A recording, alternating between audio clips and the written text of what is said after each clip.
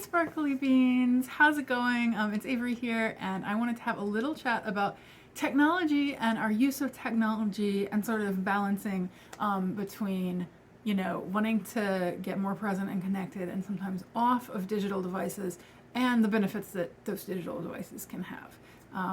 And I sort of am thinking about this in terms of not treating that as a binary. Of course, I'm a non-binary person, so gotta love anything that's non-binary. But in this case, I'm using non-binary in a sort of philosophical sense to talk about how both of these things can be true and balanced. The need for connection and presence, and sort of some of the negative parts of technology on the one hand, and then some of the ways that technology supports us on the other hand. If you're new here, hi, again, my name is Avery, and I help justice-aligned, neurodivergent, and nerdy humans to cultivate ease and self-trust for growing into our emerging future. And I think this video topic is actually relevant to that overall mission that I have, because I think neurodivergent folks and others who kind of have notice a disconnection between the way our brains maybe function and the expectations of society may especially struggle with this figuring out the role of technology in our lives. And then when I say, growing into an emerging future, like one of the things that I care a lot about is remembering in ourselves, in our land, in our lineage, and in connection with others. And I think that a lot of the ways that we are online can take away from that, but can also facilitate that. I'm hoping that I can sort of give some thoughts on this that are not too sort of generic and I don't know. There's a lot of books out there right now, and more coming out. I've noticed this is a big theme, a big topic. Tons of people are releasing books on this general topic of digital detox or healthy relationship with technology. So that's there. You can check it out. If you want recommendations, you can let me know. I've read a number of these for review, and I've got book reviews on my site at queermagical.com if you're curious. But I wanted to think about what I could offer that was a little, not necessarily completely unique, but that was my own take on this situation. I have been a digital citizen for a really long time, and I don't want to make this video too long, so I'm not going to go into the details of that. If anybody wants a random video on my thoughts about the history of the internet and how it facilitates and doesn't relationships, I sure have a lot to say about that topic, but that's not exactly what we're here to do today. But I will say that, I have been through a lot of different phases of relationship to technology in general, relationship to devices, going from, desktop computers to laptops to phones, and the way that, especially the way that online community and communication and relationships have evolved. And there have been times in my life where I sort of felt like I was on the cutting edge of that, and then there's other times, like now, where I feel a little like a grumpy grandpa around it. But, the context is this thing that I think a lot of people are realizing and waking up to, and I especially am feeling this as an astrologer around the fact that we're currently going through, as I record this in December of 2022, we're currently going through a long, not longer than usual, it's always long, but a long Mars retrograde. Mars retrograde is a longish experience in Gemini. And Gemini as a sign, to me, has a lot to do with social media in general, but also, Gemini is a mutable air sign, and air is the element in astrology that concerns things including communication and conversation, our social relationships. It's literally air is what everything is transmitted through, right? And so you can think about our social nature, also the way we think, our mental energy comes through air. And then with Gemini, mutable air, it's you can think about mutable meaning changing and pivoting and adapting, all the options that are out there, and all the different opinions and ways to do things really comes up with Gemini. And when we have a Mars retrograde in a sign, it's really an opportunity to review our energy and our drive and our action around a topic. So everybody's going to have the Mars retrograde in a particular part of their chart, and so it's going to hit people differently, but collectively it's in Gemini for everyone. And so I think this is like a great time. It makes a lot of sense that, to me, astrologically, that a lot of people are thinking about, and I've seen all sorts of think pieces and essays, and I'll try to remember to link a few of my favorites below, but if I forget, leave a comment and remind me. I've seen some really interesting reflections on the nature of communication, and people who are really reviewing the way they show up and the way their energy shows up, and the commitment they make in terms of their like literal time behavior, you know, action are Mars keywords, like how much time are you putting your effort towards social media especially, but also technology more broadly. I'm not surprised that this is all coming up. And so I think it's a really good time to kind of think about this, about like where we're putting our energy, how we're putting our energy through technology, where it feels good, where it doesn't feel good, and kind of like evaluating that. It's hard for me in a way because I think it's so beautiful that a lot of these conversations have been, you know, sparked by Twitter blowing up, of course. And I'm working on a long form essay about that topic. I can't tell you exactly when it's going to be done. It's actually really funny. I like 80% of this essay just came out of me like 5 a.m. So it was very clearly like I had something to say, and it was like 10 pages. And it's like the last, you know, 15, 20%, I'm developing a little more slowly. And I had to actually like give myself, this is a great example, kind of meta example, to like step back from the piece and be like, it's okay. You don't have to actually have this like come out in the week that Twitter's blowing up. And now it's been a month. But yeah, so I've been writing about the Twitter thing. And so again, like that will be a separate, I'm gonna like piece out these because I have so much on this topic that I will be sharing. But, and if you, by the way, if you're interested in that long form essay about Twitter and kind of evaluating things like, do I go to Mastodon? Do I go to Discord? What do I do? If you're in that boat, or if you're just curious for the history of somebody who's been on Twitter since the first year of Twitter, and it's been a big part of my life and what that's like, be sure to sign up for my newsletter. There's a link below. You can go to queermagical.com and just be like, yes, sign up for the newsletter, and it will, I always put in there everything that I release, and so you'll be able to see when that piece comes out. But that is the kind of inciting incident, and I've noticed that, like I said, a lot of people are thinking about, and they already were, and I've like been reading books about this for a couple of years, thinking about divesting from digital and, you know, the pace of like online life especially, and reconnecting to things that are more meaningful, you know, spending time present in relationships, in fewer relationships, rather than trying to kind of hit a mass number of people, and connecting in person. And I'm so for that, and I'm so philosophically excited about that. And the reality of my life is that I got COVID in early October after having been completely locked down pretty much. I've basically had 3 times in this whole pandemic, 3 or 4 times, that I've done anything out, like literally outside of my house. I mean, we like get groceries from curbside pickup still, like I'm talking no contact.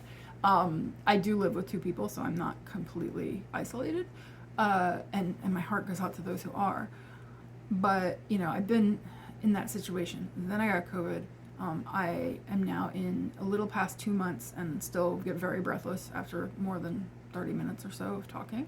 I learned after I got COVID that I had been high risk all along and didn't realize. And, you know, so I'm very much in a place where reconnection and being present with people is also scary. And it's also, I'm negotiating, you know, sort of my limits around that, and like how willing am I to put myself at major risk, because it's hard to find another person who's as locked down as I am. And I also know that I have tremendous privilege to be able to do this. So, you know, again, like I really am like holding in my heart those who don't have a choice and are not able to like stay in their homes despite risk. But that is definitely something that I want to like just say at the top of this, is that this is a challenging moment to have so many people waking up to the challenges of online, and then having literal physical risk to our health and our lives be out in the world. I had a conversation with a friend, which was really nice. I've been actually this month trying to schedule some live. Again, it's still online. I'm still using technology because again, I'm like in my house with two people. But one of the things I've been kind of changing about my relationship to technology is that I do a lot of asynchronous communication, which really serves my neurodivergence. And realizing that it's important for me to like be present and co-regulate even to the point that you can through a screen of like we are here together and present. I love doing that in my work. And I'm so like grateful, and I'm hoping for more and more opportunities to do that. You can check out my one-on-one offers below. It's really meaningful for me to like be live in space with clients, and also I want to have that with folks that aren't paying me for a service as well. So it was nice. Like I scheduled a couple of friend conversations, and I was having a call with a dear friend the other day, and we were talking about this. And one of the things that she mentioned was like, she's ADHD. And for context, if you don't know me, I'm what they now call ADHD. I have autism and ADHD, neurodivergent.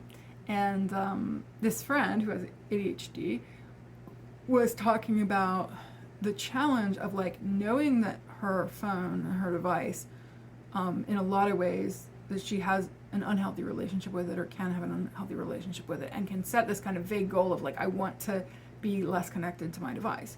And then also all the ways in which that device supports her, whether that's notifications, to get things done, whether that's things like looking up recipes, right? Like a lot of the things that she does in present connected real world life are supported by technology. And so like looking up recipes, I'm trying to think of some of the other examples she gave, but for me, I think of things like reading, like I feel present and connected when I read a book. I mostly do that on my phone though, because of a number of reasons, one of which is actually physical accessibility. Lifting a book and like holding it, especially with the COVID symptoms, lingering COVID symptoms I have, like is actually really hard. And so while there is a certain degree of like connection to having a physical object in my hand, and I totally understand people who are like physical book people and don't get it, it's really supportive to me to be able to just hold the phone, to be able to change the font size, be able to highlight things. There's just a lot of things. So when I think about the relationship with technology, I think the main thing, and this is something that comes up in all of my work, but here as well, is that any one story you might hold about tech and the use of it is going to break down, right? So my friend like has this understanding of like I should be on my phone less, but then that there's like exceptions to that. There's like, well, what about this? What about this? I had for the longest time, I was really adamant, and it really frustrated me when people would make general statements like, we need to be off our computers, technology is disconnecting. I'm trying to think of some other examples, like, and I'm blanking, but like, relationships that with people you met online are not as real, right? And this was more common earlier, but I would hear things like that, and I would always be this like really defensive and frustrated and be like, this is an accessibility issue. This is not okay. Like, stop saying that. Accessibility wise, I need X, Y, Z.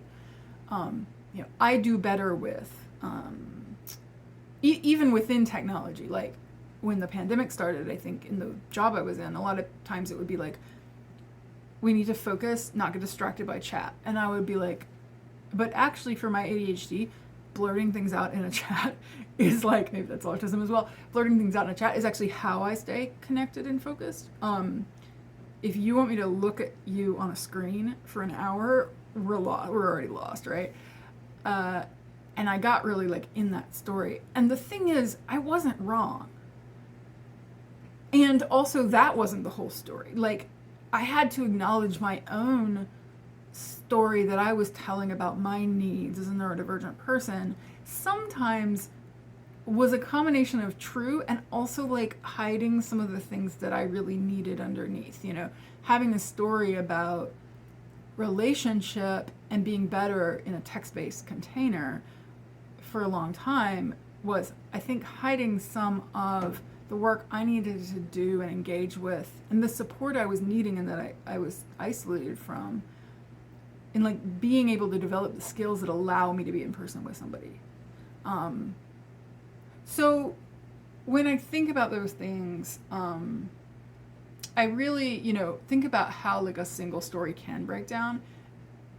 Here's what I come up with in terms of how you can mediate this tension between the benefits of technology and the challenges of technology.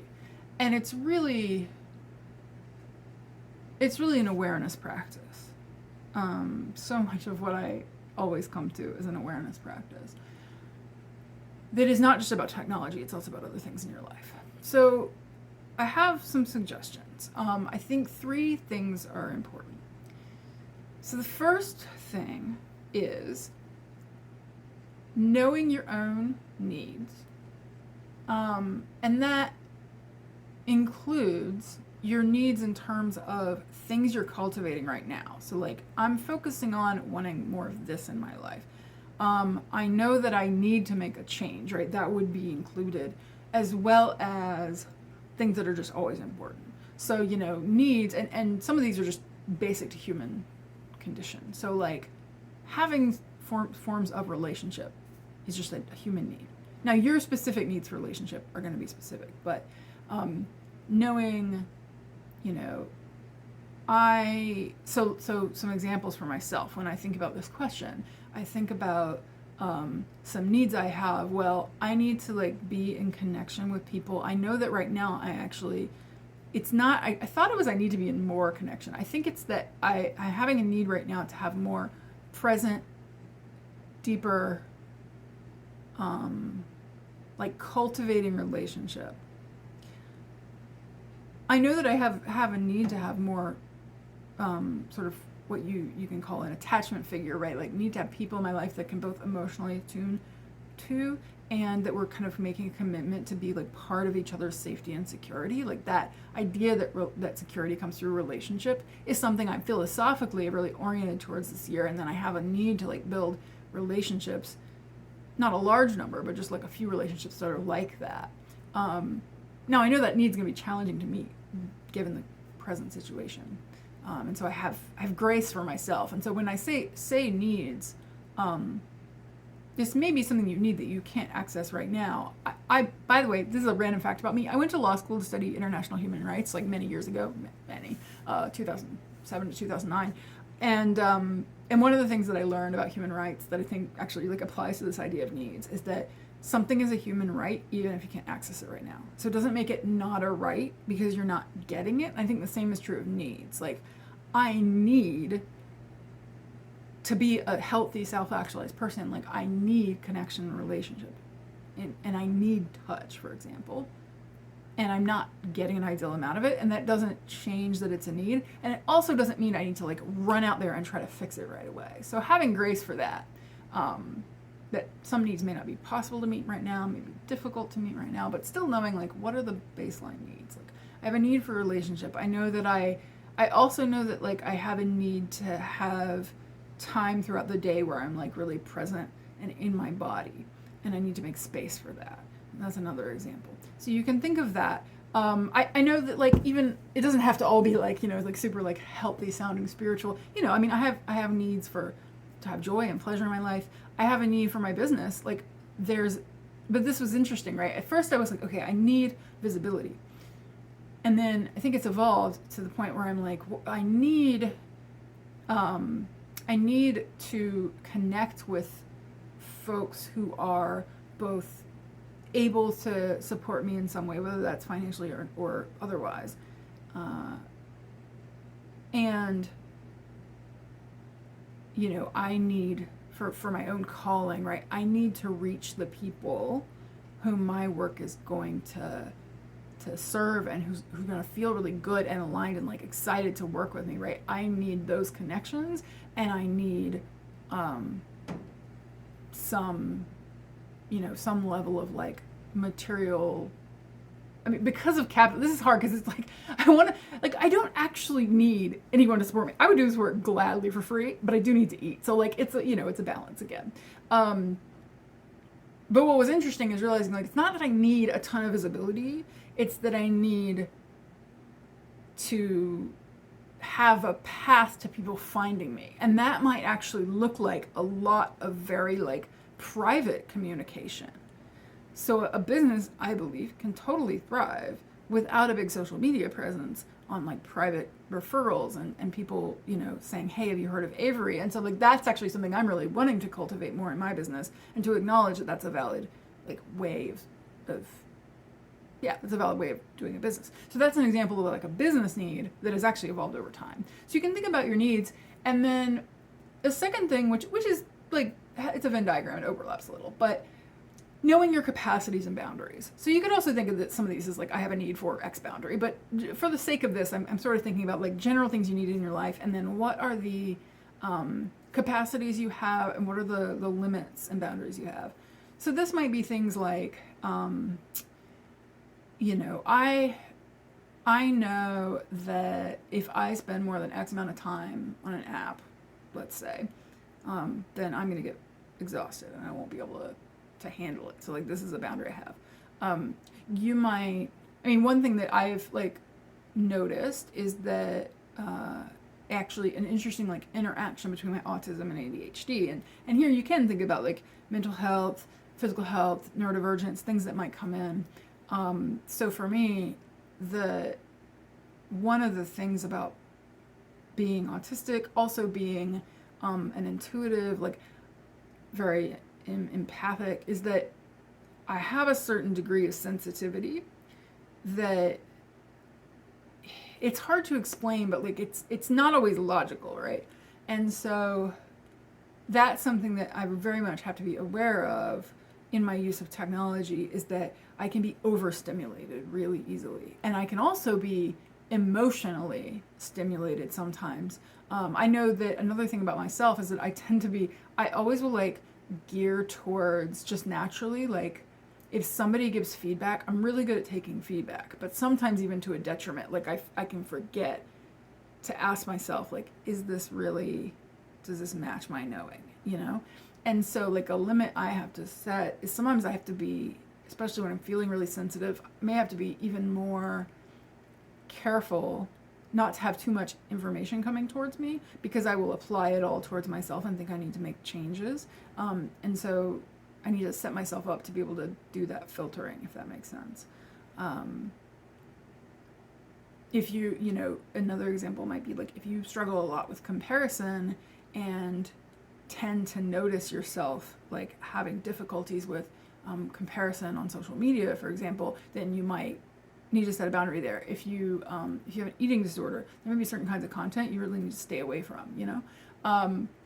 With my ADHD, one of the things that I notice is that I can like impulsively want to buy things. So I have to have that in mind when I think about how I use technology. So that's number 2, is knowing your capacities and boundaries. And then number 3 is, and this is where I think the real like the interesting sort of almost like spiritual potential or mindfulness potential comes in, is having an ongoing emergent awareness practice, both with technology and more generally, so that you can tweak your use of technology. So what do I mean by that? Ongoing and emergent.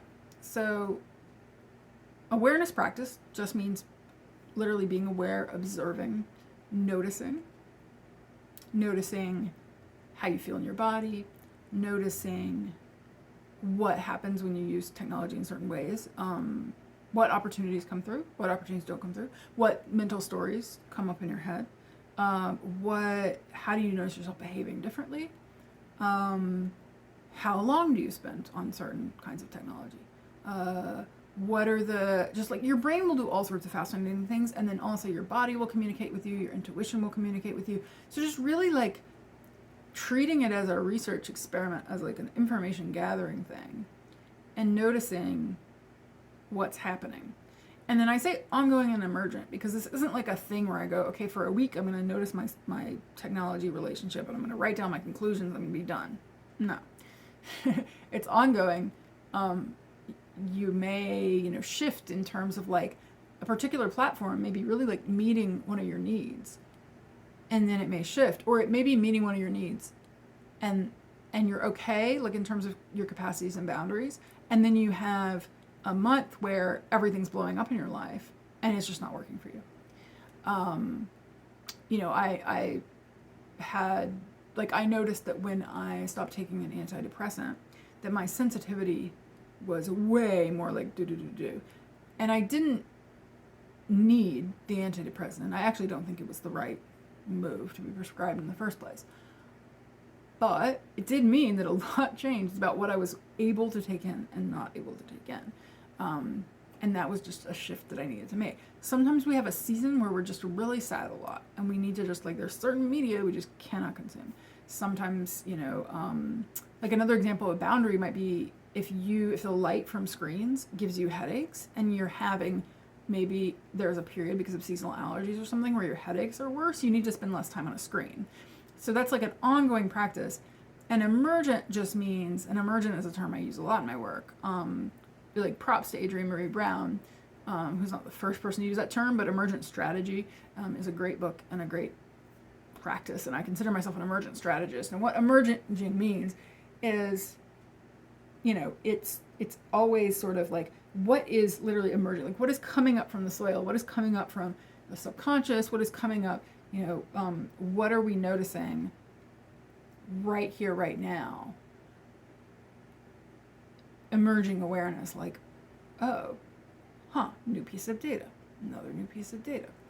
So what that looks like, the reality is there's a lot of nuance. So like I said, you might have something like, kids are sick and my life is in disarray. You might have something like, I'm feeling really stressed out right now about politics because of an upcoming election. You might have something like a global pandemic that changes your needs and changes your needs, changes your boundaries, or changes how technology serves or doesn't serve those static needs and boundaries. So yeah, like, and this is not just related to technology, right? And so, like, let's say I'm actually having a really good one-on-one relationship that is serving me in a lot of ways. That may change whether I go online to find more relationship. It may also change, like, my ability to emotionally regulate. So it may be that, like, I can listen to criticisms and not take them on more easily because I'm in a relationship where I feel supported. It may be that, in the pandemic, it may be that while online relationships might not be everyone's best case scenario, they now are the option, and so we're going to change our relationship to that. I think, I brought up the example of, at the beginning, of how my story, I have this kind of story about my needs and, like, sort of what my neurodivergence needed. And, like, one of them was that I would always say, like, I prefer text-based communication because it feels more straightforward. I think this is probably an autistic thing where it's like, it felt like if I were reading words that I didn't have to, like, also interpret facial expressions, body language. Although that shifted for me because I realized that actually I get confused a lot of times about even the meaning of words and relate to those differently. And so, like, text-based would not save me. But also, when I'm in a period of my life where I'm having a lot of connection face-to-face, then it might be that I'm tired out because I am an introvert. And that text-based communication, like, made a little disconnect or a wall in a good way that allowed me to, like, be responsive to people even if I was not going to be able to, like, be present with them. So that's an example of how that, like, might shift and change. Of course, there's going to be some compromise here. So I've been talking about kind of, like, how you evaluate all these things. And then, we haven't really, like, talked about how the technology of itself comes in. And I'm not going to spend, like, much time on that because I think it's probably the most straightforward part is, like, once you have an idea of your needs and your capacities, and your boundaries, you can kind of say, okay, like I know I'm needing like social connection, so I'm going to try this. Like I'm going to experiment with this platform or this thing I've heard about, you know, whether it's social media, whether it's using a task manager, anything technology related, whether it's I'm feeling a need for like creative inspiration, and so I'm going to like start exploring new music on a music platform. It doesn't matter what it is. You can look for platforms that the purpose of which is to meet specific needs, and maybe a combination of them. I do think it's worth looking out for the fact that a lot of platforms, a lot of technologies try to be everything, and then fail at doing one thing well. So that's just a note, is that like you can ask yourself, I might actually need multiple tools to do what I need. But then the other piece is like compromise. So even if you've like found the perfect things for you, sometimes of course you do have to compromise. It may be that, you know, in a particular relationship, you would rather have asynchronous communication, but that person needs to have some live time with you. And you evaluate, right? Is that something you can do? Is that a shift you can make? You might be in a job where certain technology was required, and again, it's like there are times when the technological burden or like the expectations of like the day-to-day routine of how you use technology in a job could be a deal breaker. It could be a point where I'm like, I have to quit because this is making me, you know, like it's not working. No, I think before you know, throw in throw out the baby with the bathwater. Is that it? That's a weird expression. Anyway, before you do that, you know, it's worth chatting with your manager and seeing if there's changes that can be made. But you know, that's the thing. And there's also a lot of times where you might say, oh yeah, I love the job, like I hate that we use this one technology, but you know, I can deal with it. So just acknowledging that, yeah, there is some compromise there. But I think like trying to find the ways in which, and then the ongoing awareness of what is all the technology I use in my life? How is it meeting these needs? How is it not? Is it aligned to the things that I'm trying to cultivate in my life right now and the things that I'm trying to avoid in my life right now? If I notice with this ongoing practice that I'm having a lot of challenge, that I'm feeling really gross, really activated, really something I don't want to feel, then I maybe want to ask myself, is this meeting a need? Is the trade-off worth it? Can I meet this need in another way that doesn't do that to me? A big part of that awareness is actually being aware of like our defaults and the routines that we fall into. So keeping in mind the things that don't feel like they could change. And this comes up a lot with clients, I've noticed, because I think especially like, maybe even especially with autistic folks, because I think we can like be like, oh, here's our like box, and we don't notice the box. But with anybody, things like assuming that you have to check your email every day. I find that fascinating because I do not check my email every day. And some people check their email every hour, right? If you're in a routine like that, I think an awareness practice can show you like, wow, I've opened an app a lot of times today and not done anything with it, just kind of looked at it and been like, yeah, I should do the thing. And this happens a lot with productivity apps where you're like, oh, I'm looking at my list of to-dos over and over and over again. And that's a great awareness of like, oh, there might be something underlying to work on here about my relationship to like motivation and energy and effort, Mars retrograde.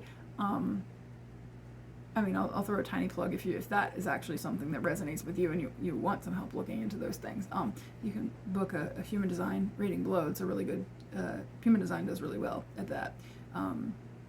You can also check out, again, at my website, I have a self-paced audio course called Unproductive that kind of helps you to find your own rhythms and cycles and to divest from productivity culture. But I think that like a lot of times we just fall into these defaults and we don't notice we're doing it.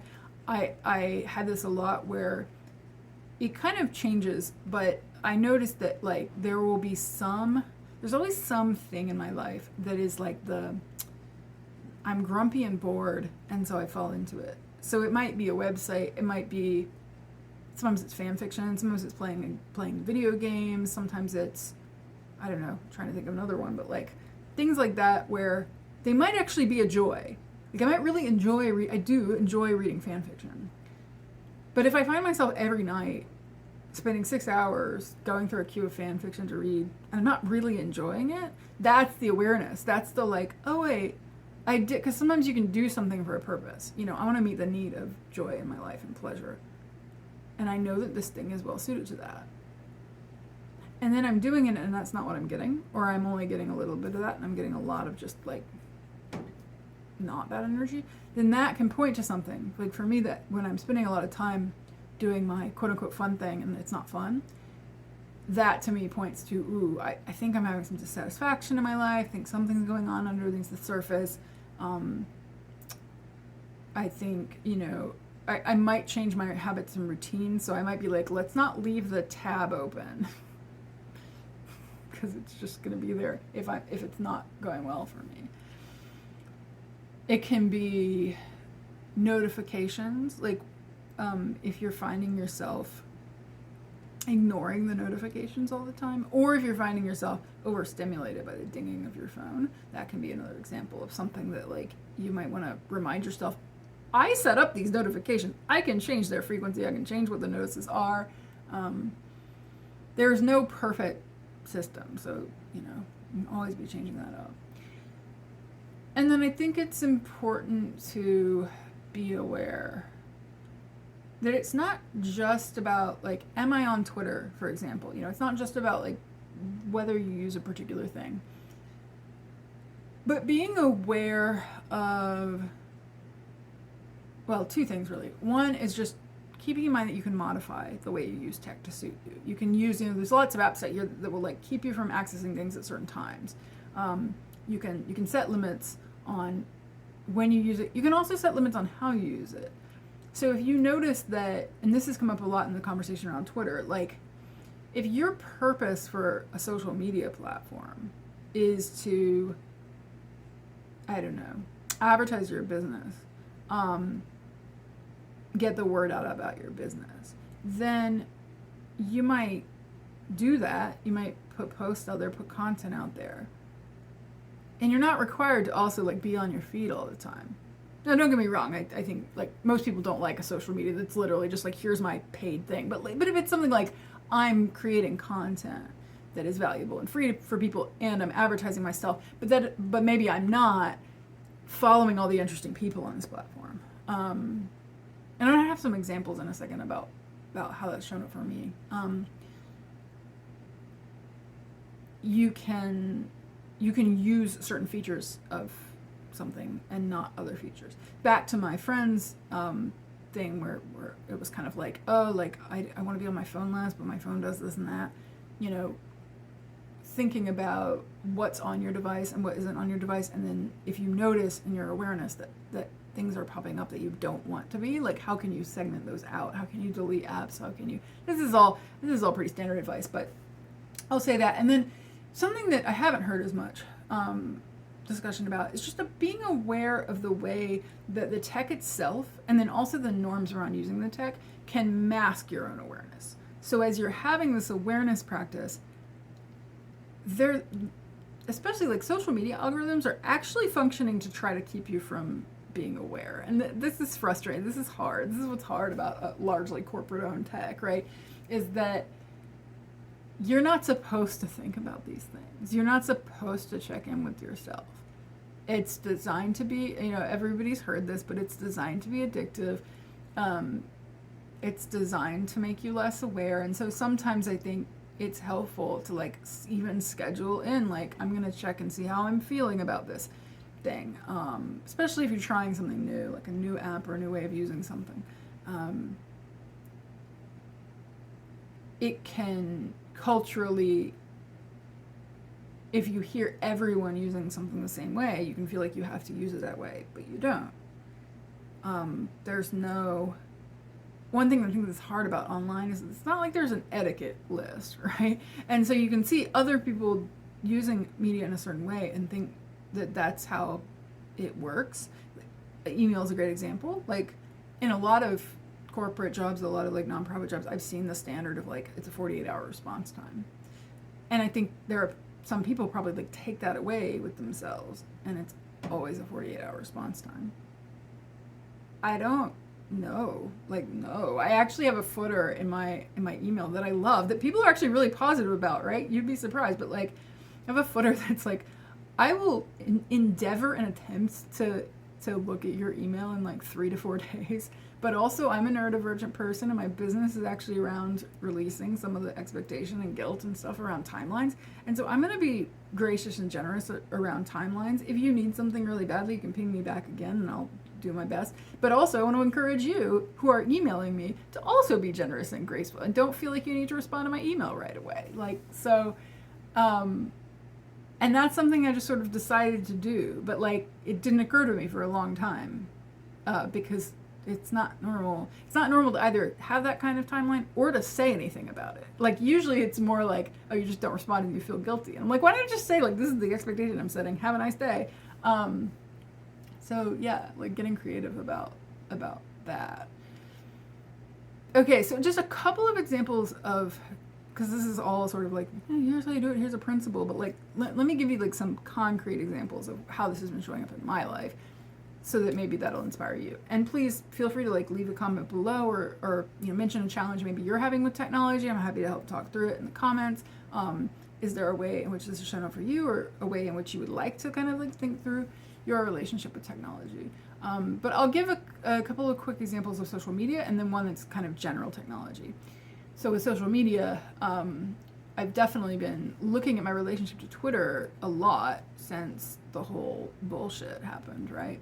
And having this ongoing awareness practice has shown me some really interesting things. It's shown me that I was viewing Twitter as it helped me to see the purpose that I was using Twitter for.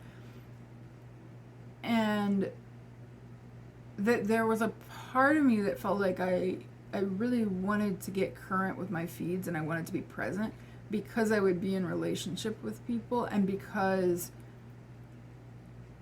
I wanted to have this like beautiful ideal world where I'm connecting with people whose content really inspires me, and then they're going to be inspired by my content, and then we're going to like shout each other's stuff out to each other, shout each other's stuff out like in general. And you know, this is going to be a place where like that feels really joyful and engaged and great. The reality is I forget to check my feed pretty much all the time. And then when Twitter was blowing up, I had this like, oh shit, of all the stuff I wanted to read, and like a FOMO of like, oh my God, but all these people are making great content and I'm not engaging with it. And what it showed me was that the picture I had, while it could work for some people, was just not really realistic to my own time and energy and capacity. That I also couldn't expect that it would happen that way. I think about all the engagement I've done over the years on social media, all the people I've responded to and been active, and then there's like crickets. Or maybe they do follow me back and engage some, but like we have different levels of engagement with each other.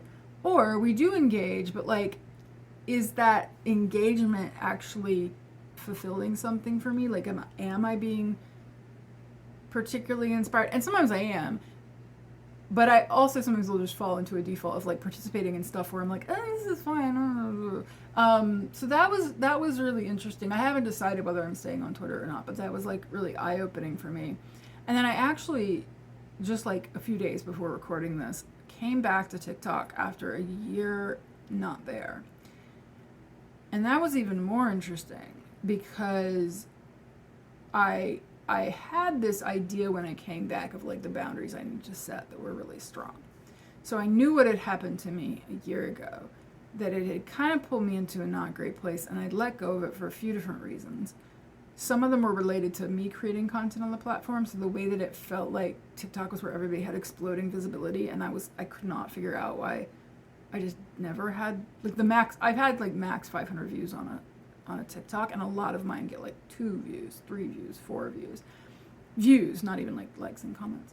And I've learned a lot about algorithms since then, and I don't like feel like that means anything anymore, but like that just didn't feel good.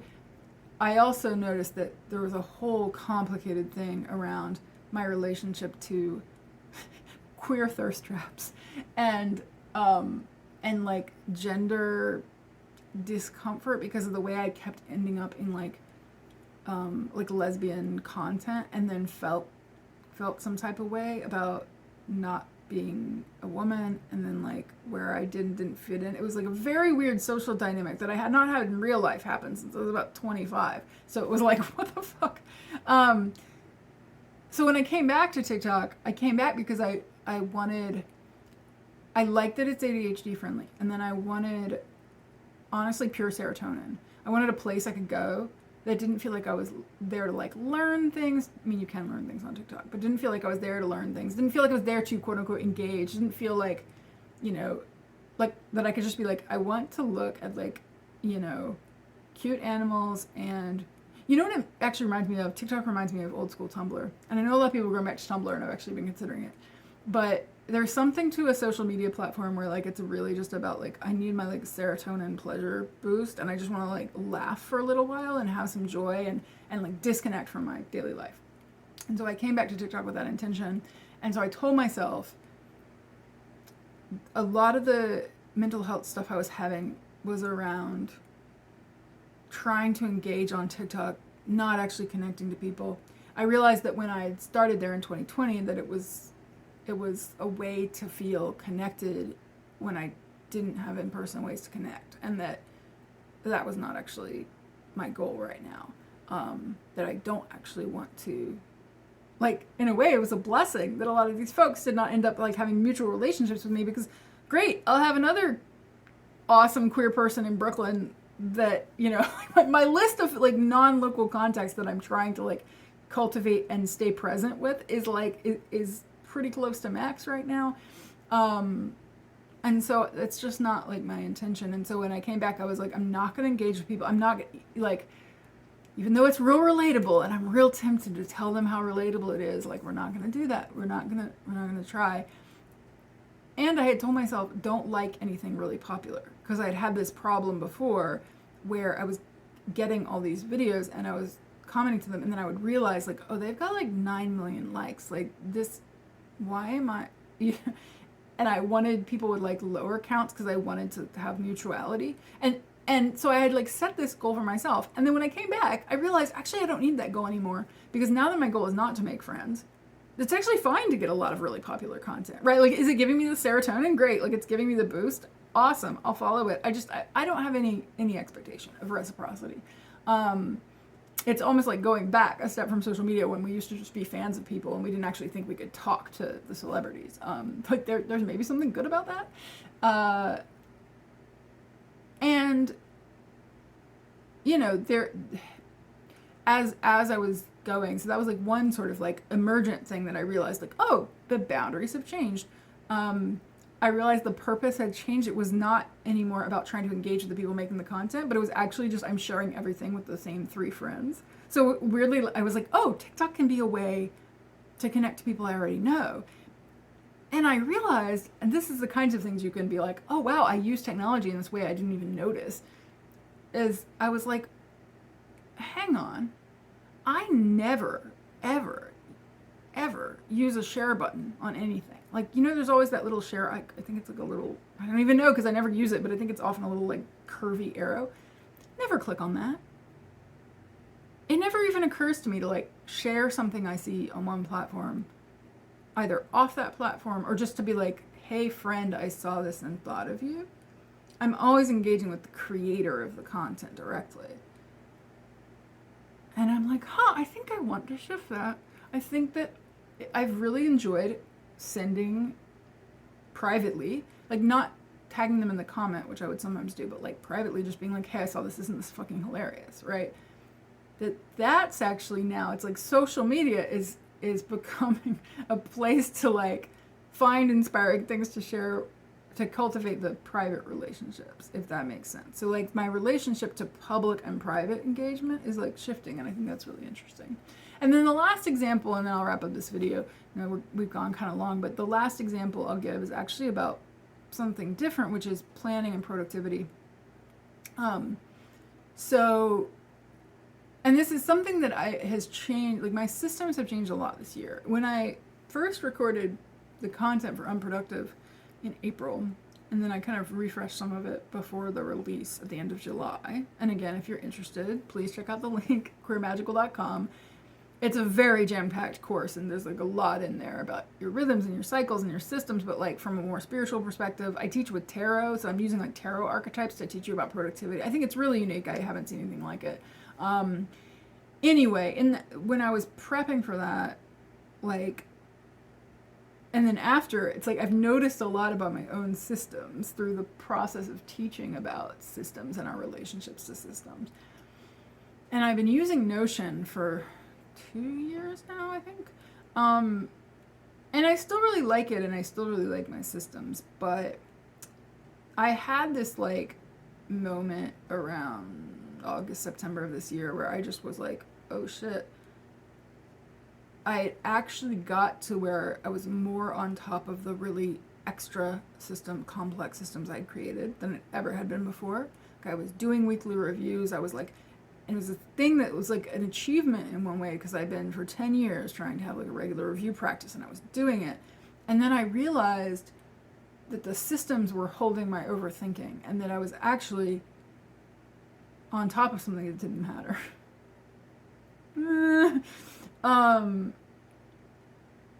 And I've noticed that I become overwhelmed by the size of my I'll call it my productivity system. I don't like that word, but whatever. You know, thousands of tasks I'd like to do at some point, ideas I have. And I don't want to delete them. I've deleted some, but like I don't actually want to like declare bankruptcy and say nobody cares. Because the way my brain works, my neurodivergence, I have very terrible memory. And so like I will absolutely have moments where like I intuitively feel called to do something about that idea that I can remember vaguely enough to search for it, but I would not remember any details. So I want to have a place where the details live. At the same time, I noticed that having everything on my computer, that it was just this morass that was going, ugh. And I've always been like, I don't know how people just have like a to-do list with 5 items on it. Like it confuses me. I'm like, how do you remember the other 1,000? Like, what's happening? And I mean, brains are different, right? But I haven't had just a to-do list since like probably 15 years. And look what I got. Not sponsored. This is from, I think they're called Imperfect, does it say on here? Imperfect Inspiration. So this is just an ADHD person who created a bunch of things. There's like tear-off planners. I got the laminate because I really like, what I didn't want to have was a paper planner that was just full of, I just hated the idea of filling something up with like everything I did each day and then throwing it away. I didn't like it. So I got this laminate one, and like honestly, it doesn't have that much on it for today, and that's okay. This is like, I'll do like a review of this later, so I'm not going to go through everything in it.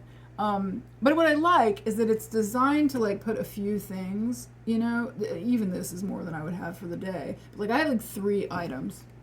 It's like there's nothing here that's not. I have 3 items for today. And so having somewhere I could call that out physically in front of my face, so that if I just decided I was done with the computer state, I could ignore it. But I wouldn't have that sort of like the fear of, well, if I don't check my system, then I won't know that something's happening. So that's just an example of how I like found a hybrid solution, that when I noticed that was a problem, I didn't abandon it. But I figured out that the thing that I needed was like visibility on the top few things for the day, and I got a tool that would work for that for me. So there you go.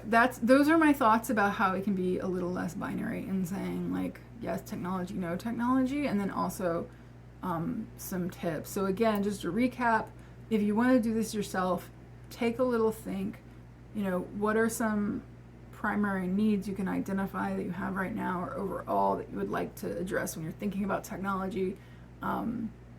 You could even think about the technology you use now and like what need are you at least intending to meet. That's one way to do that. What are the capacities and boundaries you need to be aware of? And then the third isn't really a do right now, but it's as you go, an emerging ongoing awareness practice of what's working, what's not, what are you noticing in your body, in your mind, how is technology affecting you, and where would you like to tweak things. I hope that was helpful. Leave a comment below if you have any questions, if you have examples from your own life. As a reminder, I would love it if you subscribe to my newsletter below. If you're particularly interested in this stuff, I do one-on-one sessions with a number of different modalities. Different things may work for you. Many of them are kind of neurodivergent focused or built to really help neurodivergent people, but they're generally available to everyone. Human design is a reading type that's particularly good if you're looking for some support around just your energy and some of the stuff. And you can check out Unproductive. It's still available at a launch price at queermagical.com. Click on work with me, you can see all the different options. So I'd love for you to do that, but even if you don't, just sign up for the newsletter. Make sure you know when new things are coming out. Like I said, I got a long form essay coming out on Twitter, and yeah, that's it. So if you are looking for more on anything I talked about in this video, you can also leave a comment below, and I'm happy to consider that.